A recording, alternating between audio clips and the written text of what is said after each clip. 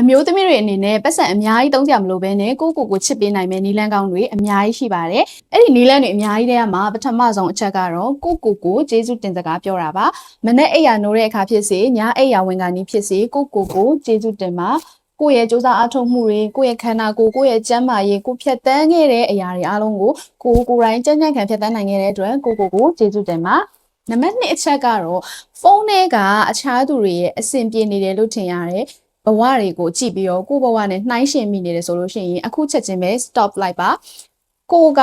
social media တွေကဘဝတွေကိုကိုယ့်ထက်တာလွန်နေလို့ထင်ရပြီးတော့ကိုတိမ်ငယ်နေတာမျိုးတွေရှိရင်အခုချက်ချင်းရပ်တန့်ဖို့လိုပါတယ်ဖြစ်နိုင်ရင် social media သုံးတာကိုပါနားရင်နားလိုက်ပါတတိယအချက်အနေနဲ့ကတော့ကိုယ်တိုင်စိတ်ပါလို့လှုပ်ချင်တာမဟုတ်ဘဲနဲ့အားနာပြီးတော့လုပ်ပေးရမယ့်ကိစ္စတွေအတွက်ကို no လို့ပြောတိုင်အောင်လေ့ကျင့်တတ်ပါစေနံပါတ်4ချက်အနေနဲ့ကတော့ကိုယ့်ရဲ့စိတ်ဖိစီးမှုတွေကိုရောကျစေမယ်ရေနွေးလေးနဲ့ရေချိုးတာဖြစ်ဖြစ်ညနေခင်းလမ်းလျှောက်တာဖြစ်ဖြစ် skin care တာဖြစ်ဖြစ်ဒါတွေအားလုံးကမှကိုယ့်အတွက်တကယ်အတန်ဆုံးအကျိုးရှိရဲ့ကိုချစ်ချင်း self love ဖြစ်ပါတယ်အဲ့တော့အခုတန်တာပြောခဲ့တဲ့အချက်တွေထဲမှာကိုနဲ့ဘယ်အချက်တွေကအဆင်ပြေမလဲဆိုတာကိုတိတိကျကျရှာဖွေပြီးတော့ပြန်လည်အသုံးချပြီးတော့ကိုအကောင်းဆုံးချစ်တတ်ကြပါစေအဆင်ပြေတယ်ဆိုလို့ရှိရင်လည်း comment မှာပြန်လာပြီးတော့မျှဝေနိုင်ပါတယ်အားလုံးကျေးဇူးတင်ပါတယ်